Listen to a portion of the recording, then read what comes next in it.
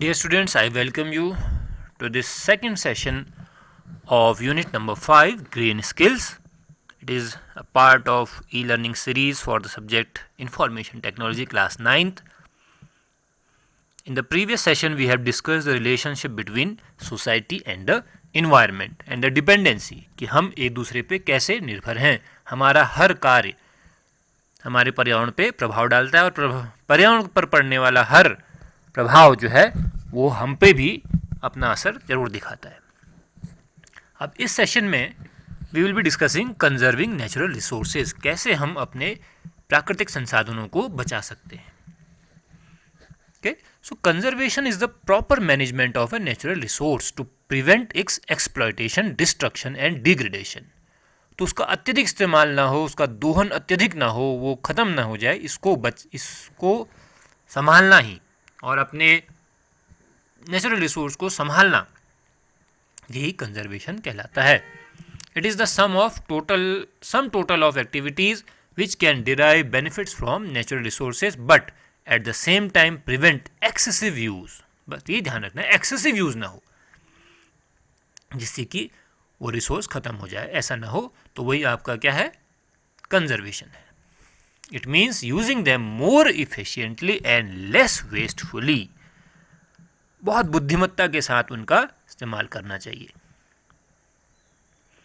So as a first step what we do is we do a resource audit to examine the consumption of the resource and accordingly take measures to conserve them. For example, for an energy use audit, we can examine the use of the air conditioning system, ventilation system, light system and energy of sunlight into the room or the building. We can plan energy saving measures such as cleaning the dust from the tube lights to get more light, regular servicing and maintenance of home applications, and switching off lights end devices when not in use. आप देखते होंगे आजकल बहुत सारे add आते हैं कि जहाँ पे आप जैसे बच्चे जो हैं घर में अपने से बड़ों को सिखा रहे कि यहाँ पे लाइट बंद हो सकती है, पर्दा ऑन खोल लीजिए तो बाहर से लाइट आ जाएगी, तो आप घर की लाइट बंद कर दीजिए. अभी आप दिन में भी लाइट जला रहे हैं तो उसको ऑफ़ कर दीजिए. तो इससे हम क्या कर सकते हैं, एनर्जी का यूज़ कम कर सकते हैं. तो first we have to do an energy audit. आपने घर पे भी ऐसा ट्राई कीजिएगा कि कितना आप कहाँ पे आप कितने घंटे बिजली जल रही है, एसी चल रहा है, और उसको आप कितने लेवल तक कम कर सकते हैं. इससे क्या होगा, फॉसिल फ्यूल और मनी दोनों चीज़ बचेंगी. Okay, so first let us discuss soil conservation. तो it is checking of soil erosion and improving soil fertility by adopting various methods. First is maintenance of soil fertility. जो earth की उपजाऊपन है उसको बचा के रखना. कैसे कर सकते हैं, मैन्योर एंड फर्टिलाइजर्स जो हैं हम डालें, और रोटेशन ऑफ क्रॉप्स, ये आपने सोशल साइंस में पढ़ा होगा अपनी छोटी क्लासेस में. तो इसके द्वारा हम सॉइल की फर्टिलिटी, उपजाऊ क्षमता को बनाए रख सकते हैं. Control on grazing. Grazing should be allowed only on specified areas. हर जगह आप जो है चरवाहा न बनाएं. रिफॉरेस्टेशन, दोबारा जहाँ जगह हो वहाँ ट्रीज़ और वेजिटेशन जो है उनको प्लांट करें. उससे क्या होगा, सॉइल इरोजन जो है कम होगा. Terracing, dividing a slope into several flat fields to control rapid run off water. ठीक है, बहुत तीव्र ढलान है तो उसको आप काट काट के छोटे छोटे खेत बना दीजिए सीढ़ीनुमा. तो उससे क्या होगा, जो बहुत तेज़ी से पानी बह रहा था और मिट्टी अपने साथ ले जा रहा था तो उससे वो बच जाएगा. तो ये हिली एरियाज़ में ये चीज़ प्रैक्टिस में लानी चाहिए. Counter ploughing, ploughing at right angles to the slope allows the furrows to trap water and check soil erosion by rain water. तो प्लॉगिंग की जाए लेकिन सही एंगल पे की जाए तो उससे पानी भी रुकता है और सॉइल इरोजन भी जो है, पानी के द्वारा जो ऊपर से जब बारिश होती है, बहुत तेज़ बारिश होती है, जो सॉइल इरोजन होता है वो भी आप कंट्रोल कर सकते हैं. Next, water conservation, because water is very important for mankind, plants and animals. कैसे कर सकते हैं, growing vegetation in the catchment area where उससे क्या होगा कि पानी जो है रुकेगा and allow it to percolate into deeper layers and contribute to the formation of groundwater. तो groundwater recharge होगा. Constructing dams and reservoirs to regulate supply of water to the fields as well as to enable generation of hydroelectricity. आप देख रहे होंगे कई जगह dams आजकल बन रहे हैं, तो उससे क्या होता है, पानी को रोक के आप बाद में जब उसकी ज़रूरत पड़ती है, जब पानी बारिश नहीं होती है, तो उस टाइम पे भी आप अपने खेतों में पानी पहुंचा सकते हैं और हाइड्रो इलेक्ट्रिसिटी जनरेट कर सकते हैं. Sewage should be treated and only the clear water should be release into the reverse. तो जो सीवेज ट्रीटमेंट है वो ज़रूरी है, तो उसमें से केवल जो साफ पानी है वही वापस नदियों में डाला जाए. Industrial waste should be treated to prevent chemical and thermal pollution of water. Namami Gange जो प्रोजेक्ट आपने सुना होगा, उसमें ये हो रहा है कि गंगा सबसे बड़ी नदी है प्रवाह के आधार पे भारत में, तो मोस्टली क्या होता है, उसी नदी में, गंगा नदी में ही ज़्यादातर कारखानों का जो वेस्ट है वो गिर रहा है. तो नमामि गंगे प्रोजेक्ट में यही है कि जो भी इंडस्ट्रीज अपना वेस्ट उसमें डाल रही हैं वो उसको वहाँ गिराने से पहले उसका प्रॉपर ट्रीटमेंट करें, जिससे कि हार्मफुल वेस्ट जो है गंगा नदी में न जाए. Judicious use of water in our day to day life. ज़बरदस्ती अपने घरों में पानी का बर्बाद न करें, कम से कम पानी का इस्तेमाल करें. अगर आपको आधे गिलास पानी पीना है तो आप आधे गिलास से ही काम चलाएं, एक गिलास पानी लेके उसे बर्बाद न करें, नाली में न डालें. आपने टीवी पे ऐड देखा होगा कि वो होटल्स में दिखाते हैं कि हाफ ग्लास ऑफ वाटर आजकल सर्व किया जा रहा है. ठीक है, हो सकता है अगर आपको पानी की और प्यास है तो आप उसको फिर भर लीजिए आधा, लेकिन अगर आपको प्यास कम है तो आपके लिए आधा गिलास पानी बहुत है. तो वो जो आप एक गिलास पानी देंगे उसमें से आधा जो है वो वेस्ट होने से बच जाएगा. Next is rain water harvesting. ये होनी चाहिए आजकल, जिससे कि रेन वाटर ग्राउंड वाटर को रिचार्ज करने के काम आ सके. तो आजकल जितने भी नए नए गवर्नमेंट के प्रोजेक्ट्स बन रहे हैं उसमें सब में रेन वाटर हार्वेस्टिंग कंपलसरी कर दी गई है. वाटर शेड बनाए जाएं, which is a single unit of land with its water drainage system includes soil and water management for developing vegetative cover in that area. ठीक है, तो ये सब चीज़ें आपने करनी चाहिए. Next, energy conservation. हम जो है कई सारे non renewable energy resources use करते हैं, क्योंकि ये लिमिटेड है तो हमें इनका यूज़ जो है बहुत सोच समझ के करना होगा. ओके, कैसे कर सकते हैं, देखिए. Switch off lights, fan, TV and other electrical items when not in use. Light को कभी जलते हुए ना छोड़ें. स्कूल्स में आपने हमेशा देखा होगा आपके दरवाज़ों पे जहाँ पे आपके स्विचेस लगे होते हैं वहाँ पे लिखा रहता है कि क्लास से बाहर निकलते समय या जब बाहर की धूप हो और आपको लाइट की ज़रूरत ना हो तो उन्हें बंद कर दें. ट्यूबलाइट यूज़ करें, एनर्जी एफिशिएंट बल्ब यूज़ करें, एलईडी यूज़ करें. ठीक है, बल्ब जलाने से अच्छा जो कम से कम एनर्जी आपकी हो और आपको अधिक से अधिक जो है उजाला मिल सके. बल्ब्स और ट्यूब्स को क्लीन रखें, क्योंकि उनमें धूल बैठेगी तो आपको उजाला साफ नहीं दिखाई देगा.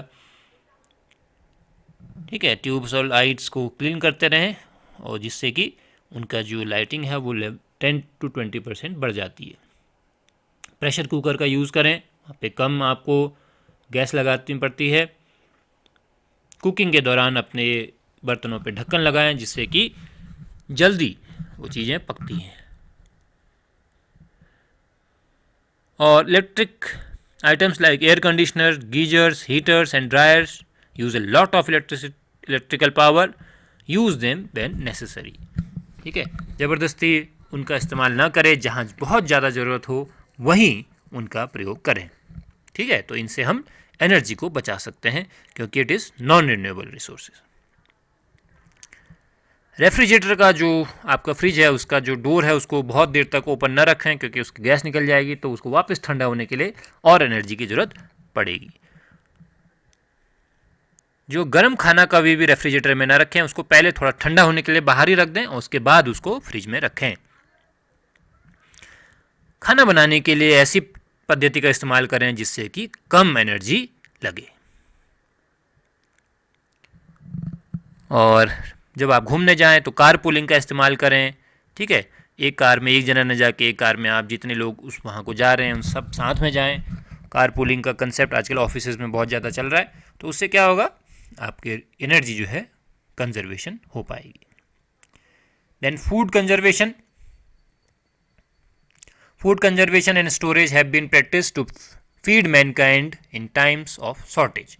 Food is stored in warehouses.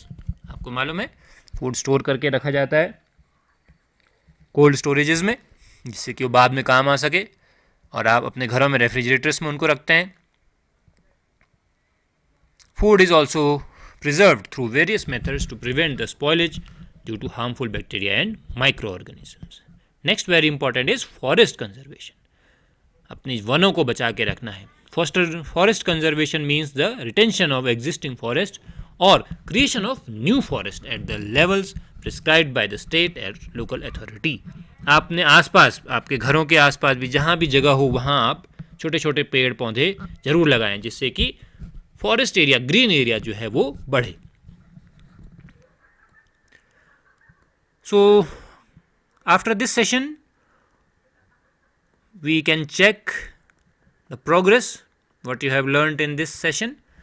These are some multiple choice questions, very easy, because we have just only one topic in this session, that was resource conservation, and some short answer questions for you that you can easily answer. And we have learned and in this session that we can describe methods of conservation of energy resources, we can differentiate between renewable and non-renewable resources, and we can demonstrate the knowledge of conserving electricity, water, energy.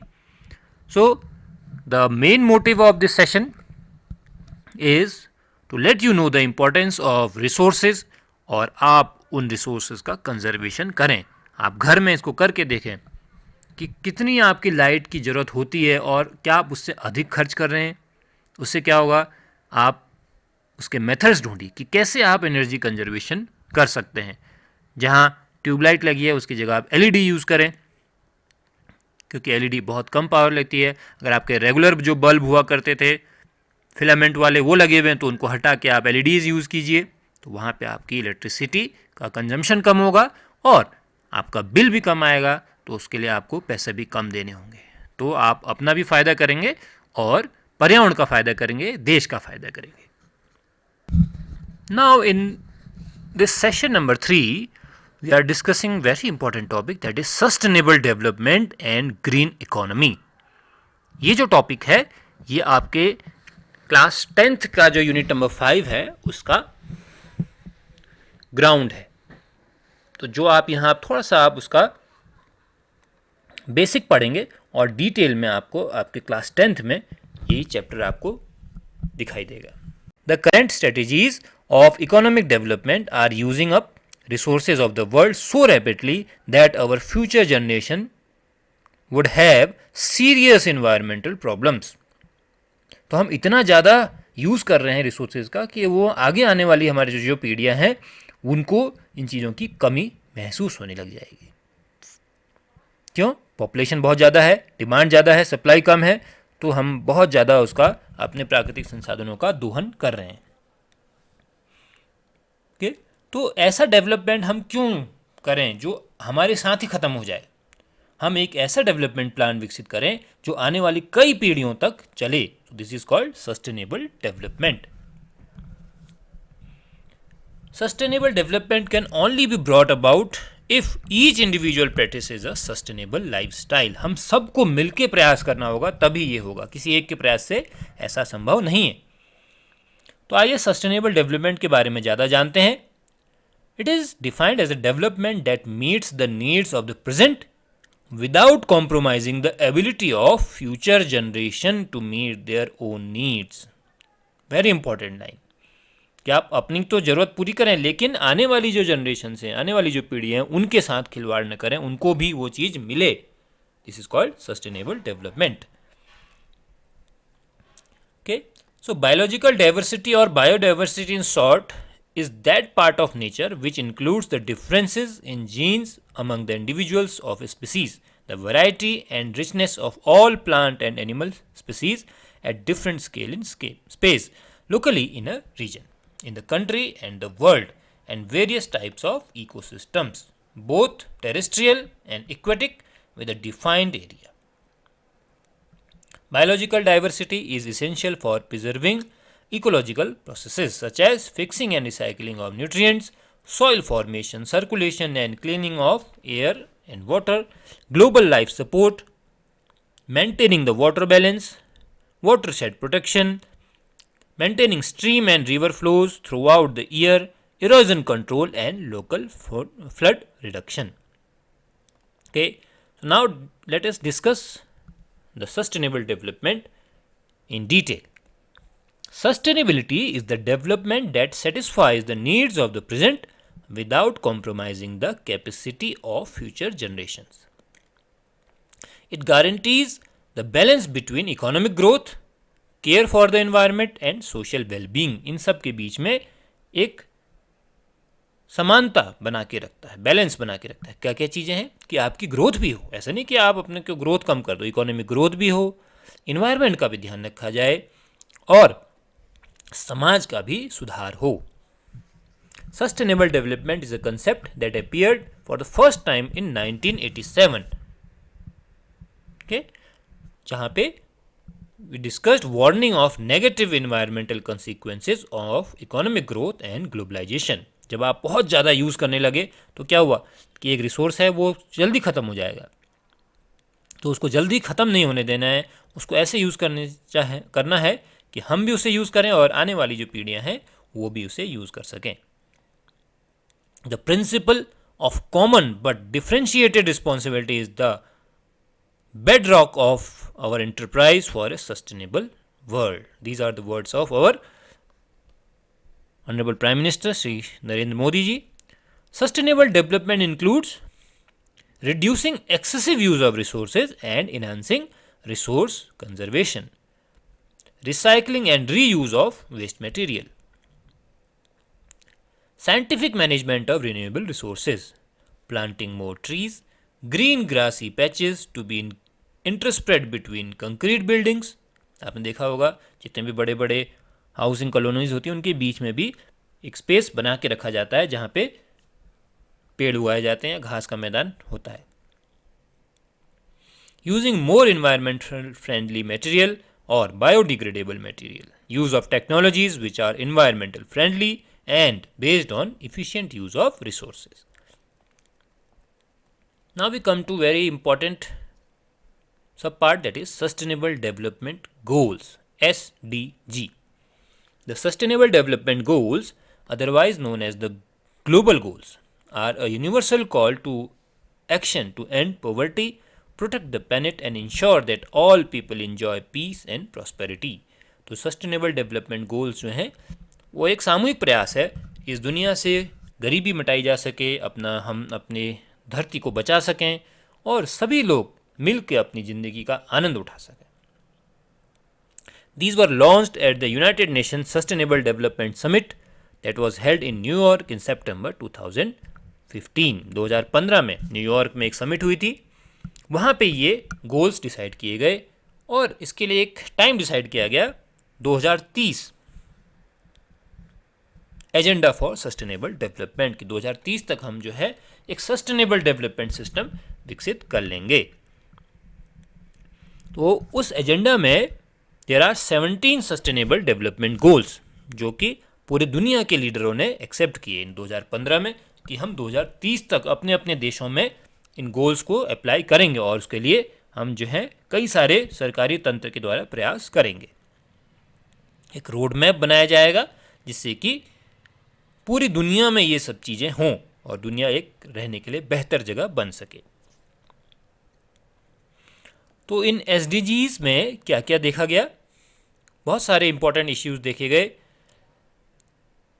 Poverty, gender equality, water use, energy, climate change, biodiversity.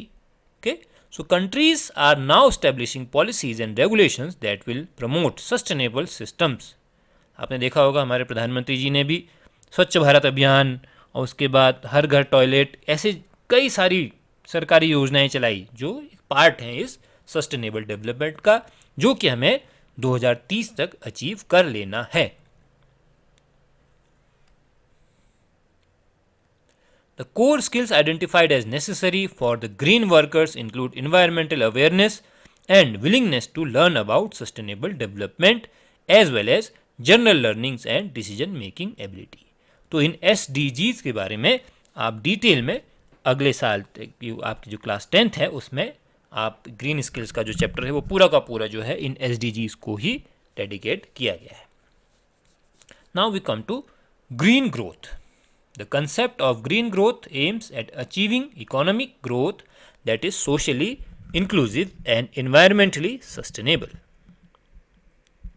The Ministry of Environment, Forest and Climate Change, Government of India recognized green growth in its vision. Poverty eradication along with green growth is to be seen as the focal point for green economy. तो green economy जो है अपने में एक बहुत important term है कि हम ग्रोथ भी करें और अपना इन्वायरमेंट भी बचा के रखें. To ensure sustainable development, any activity that is expected to bring about economic growth must also consider its environmental impacts. आप ग्रोथ के लिए कोई भी चीज़ें लाएं उसका पर्यावरण पे क्या इफेक्ट है वो भी जरूर देखा जाएगा. ओके और उसका लॉन्ग टर्म ग्रोथ और डेवलपमेंट गोल्स होने चाहिए. This means vehicles on the road which leads to traffic congestion, waste of time for all the commuters and a great load of particular matter and carbon monoxide from the exhaust of vehicles should be slowly replaced with an efficient public transport system. ठीक है, तो public transport system में सुधार करने की आवश्यकता है. Next topic is green economy. The term green economy was first coined in 1989 report for the government of United Kingdom by a group of leading environmental economists. UNEP has defined green economy as one that results in improved human well-being and social equity while significantly reducing environmental risks and ecological scarcities. It is low carbon, resource efficient and socially inclusive. A green economy is a system which helps in economic growth while at the same time taking care of the environment. आपको हर चीज़ का ध्यान रखते हुए चलना है. Society, environment, economy, तो उनके जो तीनों के बीच का जो एरिया है दिस वन, ये जो एरिया है जो तीनों बबल्स के बीच का एरिया है वो ही ग्रीन इकोनॉमी को रिप्रेजेंट करता है. An economy that helps both all this society, environment and economy. Certain ways of economic growth such as building factories, using chemicals for more crops, इससे क्या होता है, इन्वायरमेंट खराब होता है. और कुछ जो इन्वायरमेंट बचाने के तरीके हैं such as not using fertilisers, अगर ऐसा करें तो जो किसान हैं उनकी इकोनॉमिक ग्रोथ नहीं हो पाती. तो सबको ध्यान रखते हुए एक ग्रीन इकोनॉमी की ओर बढ़ने के लिए प्रयास किए जाएंगे.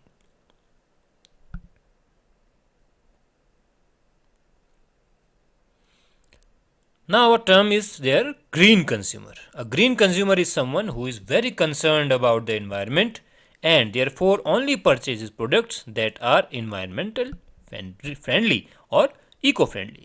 Products with little or no packaging, products made from natural ingredients and products that are made without causing pollution are all examples of eco-friendly products.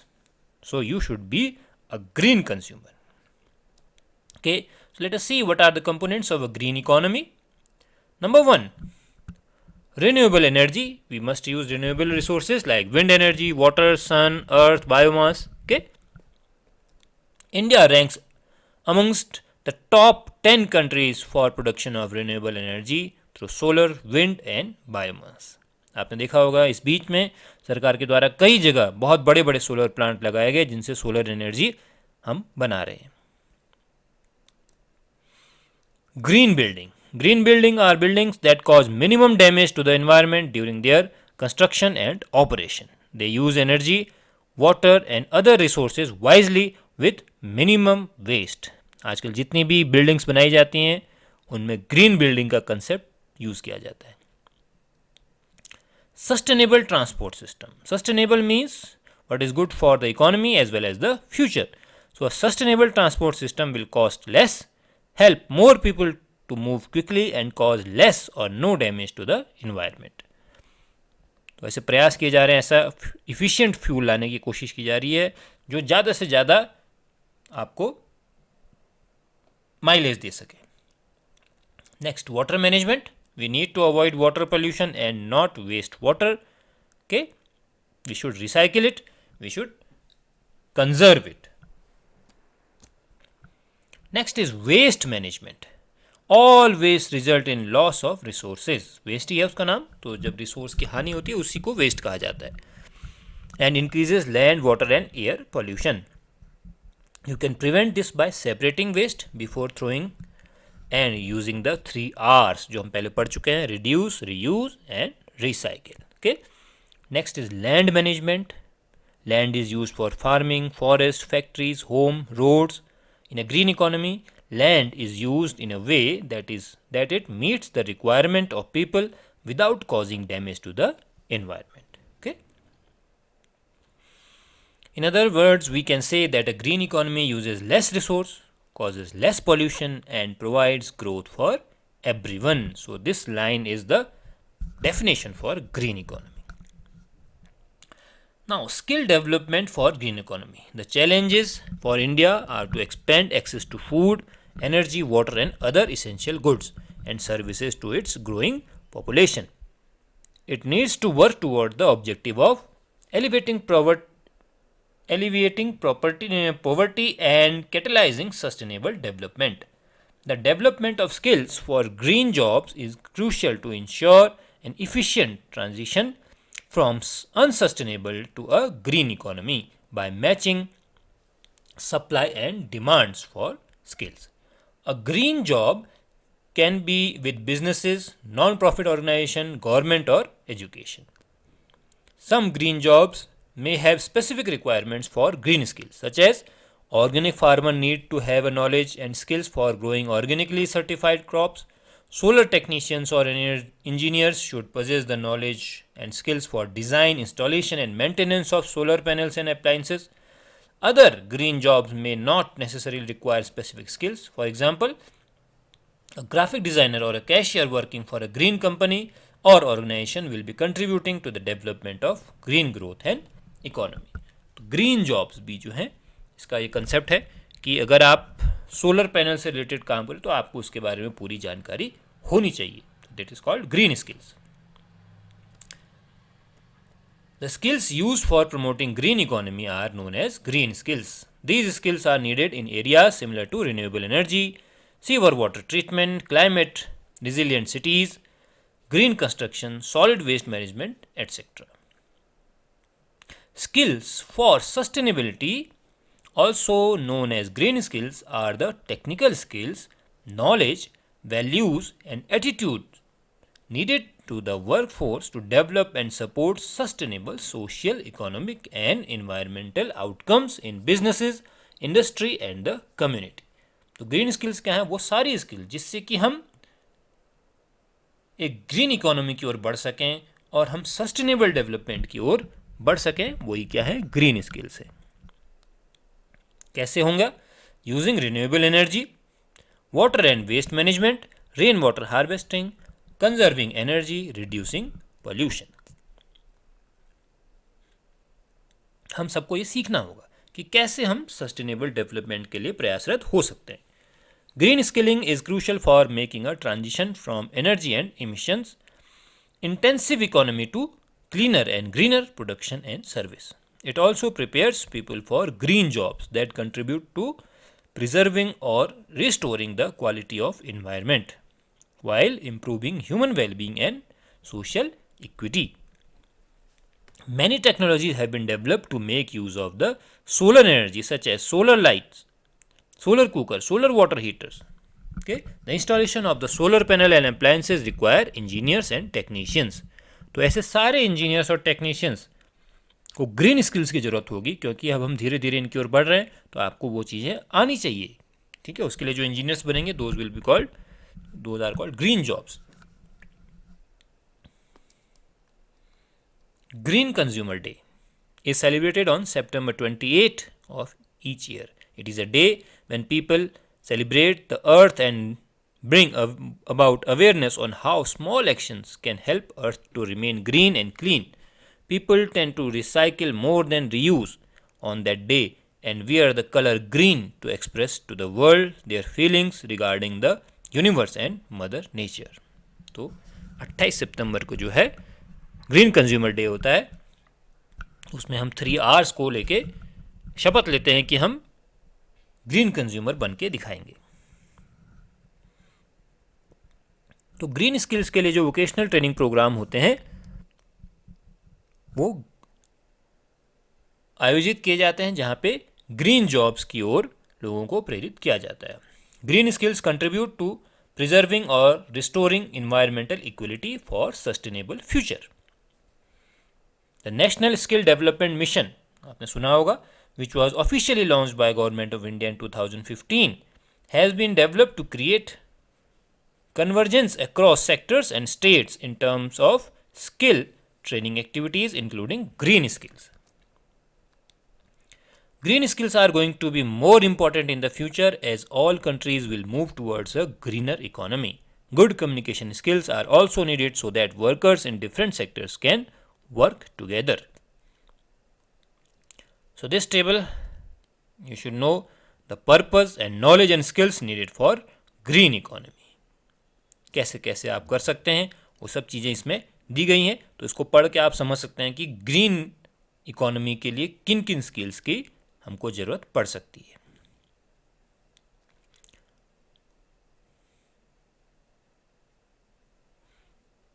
Green skill development programme GSDP जो है इसके लिए बनाया गया है। Ministry of environment, forest and climate change ने ये initiative लिया है स्किल डेवलपमेंट के लिए, जिससे कि हम सस्टेनेबल डेवलपमेंट को अचीव कर सकें। It is used to develop green skilled workers having technical knowledge and commitment to sustainable development. Now what are green jobs? A green job is employment in any industry that contributes to the preserving or restoring environmental quality in that sector and allowing for sustainable development. It includes jobs that help protect ecosystem and biodiversity and reduce energy, materials and water consumption through high efficiency strategies. Green jobs can be in any sector like agriculture, manufacturing and others. They can bring about the much needed transition from high carbon to low carbon economy by promoting environmental friendly technologies.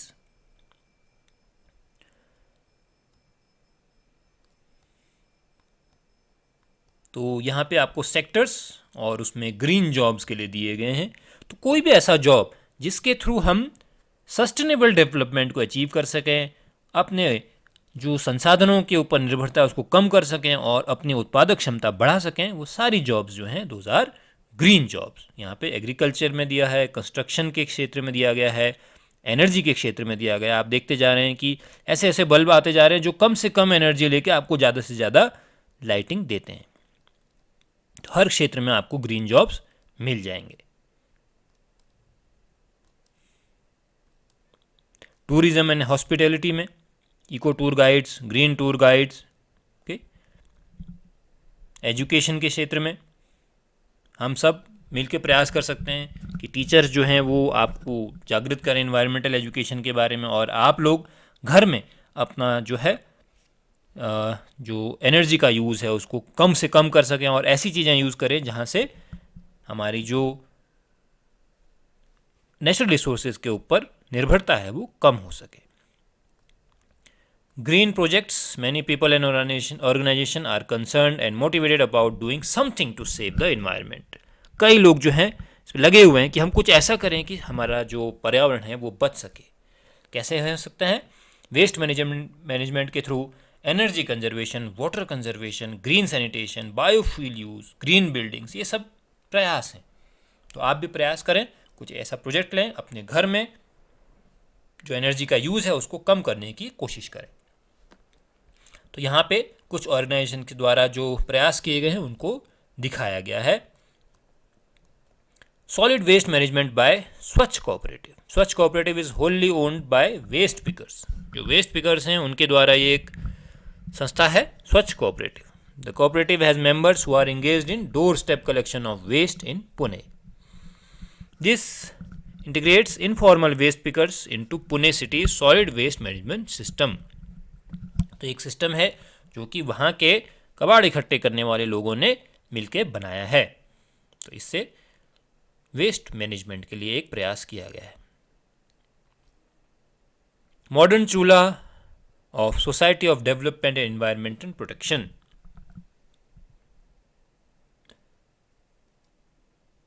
Energy efficient cooking stoves or chulhas help the movement of air through it so that the wood is burnt more efficiently. The Society of Development and Environmental Protection developed the modern deep chulhas that use biomass to reduce consumption of wood by 50%. So, this initiative was started in 35,000 households of Solan district in Himachal Pradesh in 1995. बहुत पहले से ये सब चीज़ें use होती जा रही हैं. Next is bio toilets by green solution foundation. Bio toilets आपने बहुत जगह देखे होंगे. तो ये सैनिटेशन के लिए उनका एक प्रयास था. ठीक है. Water conservation due to less flushing के लिए पानी कम लगता है. Efficient sewage system. तो ये सब चीज़ें आपने ग्रीन जो आपके बायो टॉयलेट्स हैं ये अब भी आपको हर आपके जो जितने भी रेलवे ट्रेन्स हैं उन सब में आपको बायो टॉयलेट्स आजकल दिखाई देते हैं. Okay, so with this we come to end of this unit as well as to the end of this part of your IT subject. Part A has been completed and these are the exercises for you. Multiple choice question and 2 short answer questions. And we are able to demonstrate the knowledge of green skills, green economy and green jobs, and we can identify the green jobs in various sectors. So with this we come to the end of this unit as well as this part A. Okay, so these 5 units are very important as it is a part of employability skills and all these skills are needed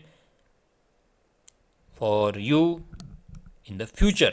Whenever you will apply for a job, you will require these skills. That's why this part has been included in your course of information technology. Okay.